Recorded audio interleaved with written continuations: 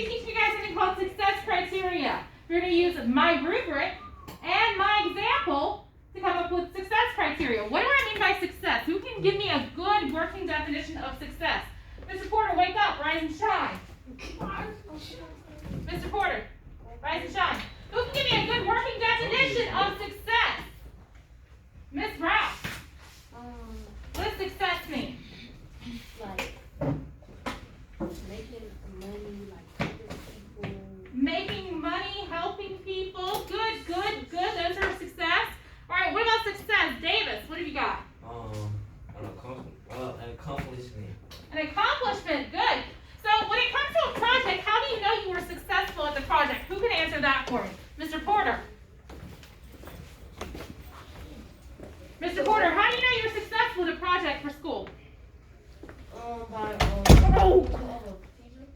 The approval of a teacher? I mean, that's nice, but how do you know beforehand? Because before I give you that grade, you should know. Shine. Completing it, that definitely gets you closer to success. What grade do you consider a success? 100? 90? Okay, we start going lower. 80 is good.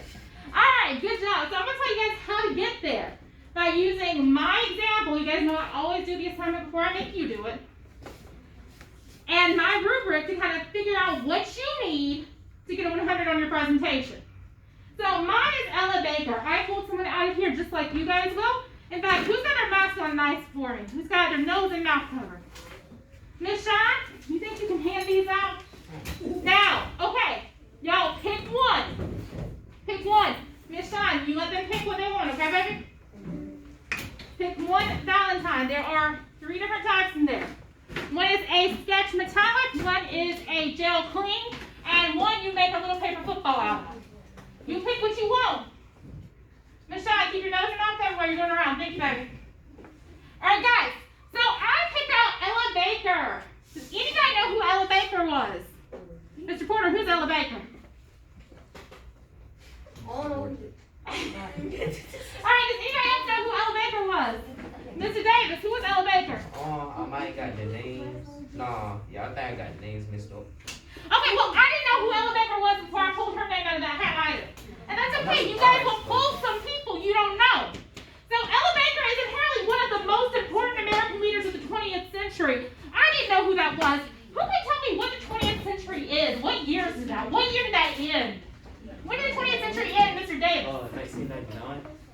Good job. Good job. Because in 2000 we became the 21st century. Good job. So she was one of the most influential leaders of the 20th century.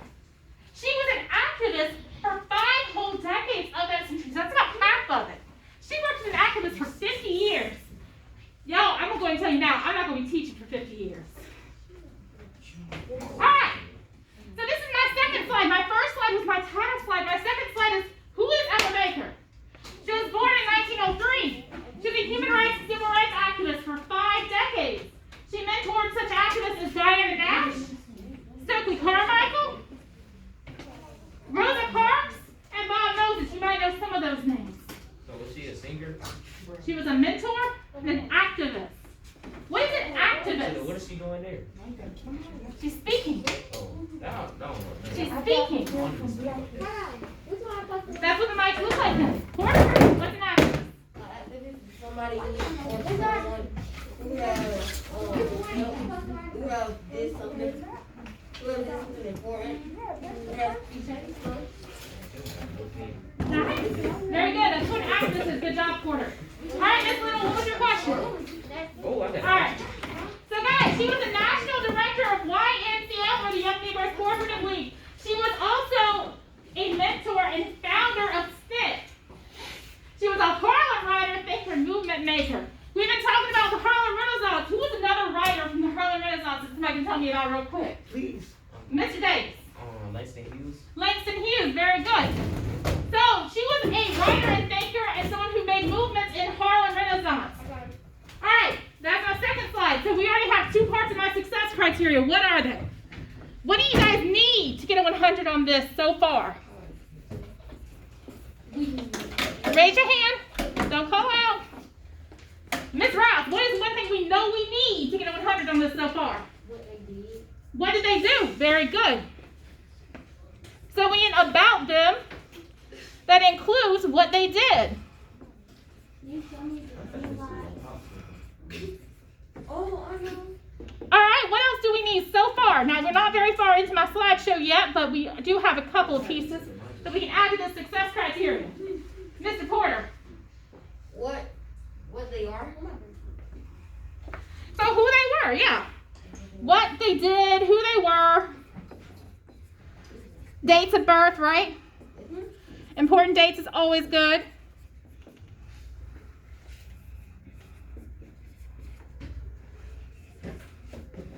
Alright.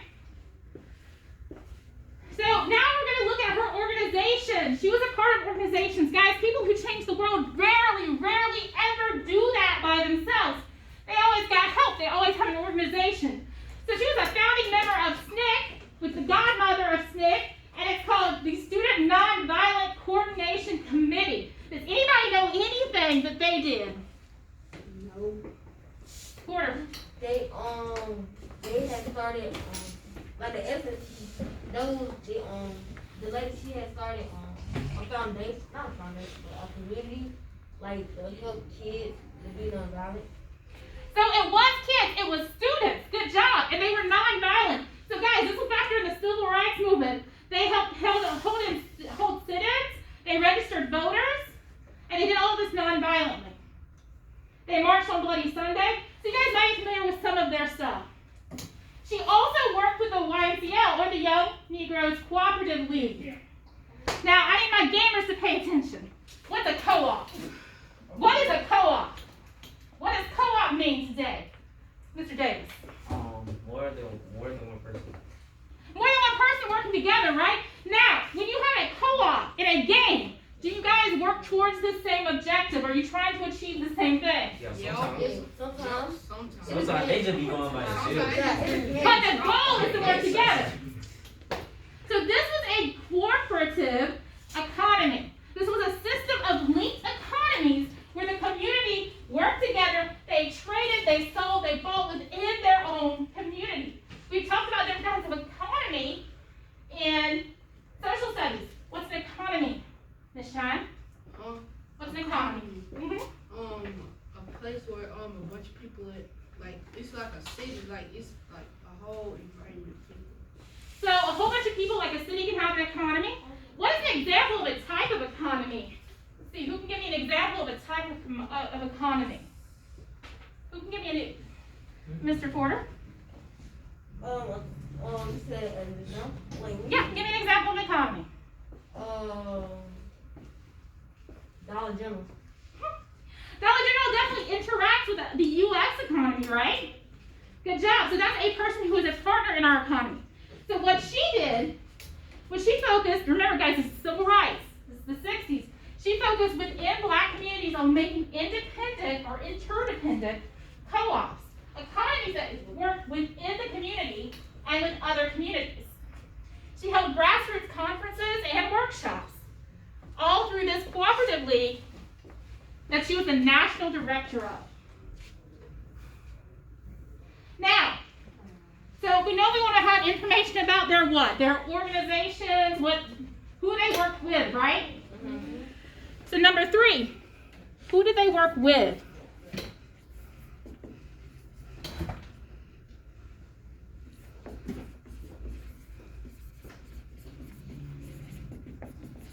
All right. Now, someone should tell me what this means. When I say this, what does that mean? I say she exemplifies the 7 habits. What am I talking about? Miss Howard. How she uses the 7 habits. How she uses the 7 habits from what? You're right, but from what? The economy.